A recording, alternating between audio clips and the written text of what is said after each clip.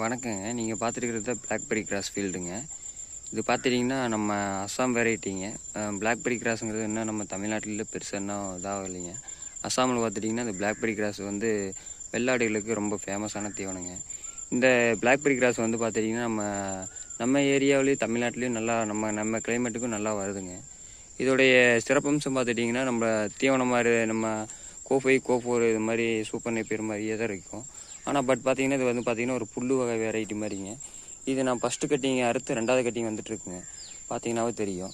இது சுத்தமாக சொனை கிடையாது, சுத்தமாகவே சொனையே இருக்காது. ஒரு 5 அடி உயரம் வருங்க. 5 அடி உயரம் வந்ததுக்கப்புறம் பார்த்துட்டிங்கன்னா நம்மளுக்கு இதை பார்த்துட்டிங்கன்னா நம்ம லீஃப்லாம் பாருங்கள், ரொம்ப சாஃப்டாக தான் இருக்கும். அந்தளவுக்கு உங்களுக்கு ரொம்ப சொனையும் இருக்குது, சொனையே சுத்தமாக இருக்காது. ரொம்ப நல்லா ரொம்ப லேசாக ஒரு சாஃப்டான ஒரு தீவனங்க. இது நீங்கள் சாப் கட்டரில் இதை அரிச்சு போட வேண்டிய தேவையே இல்லை. அப்படியே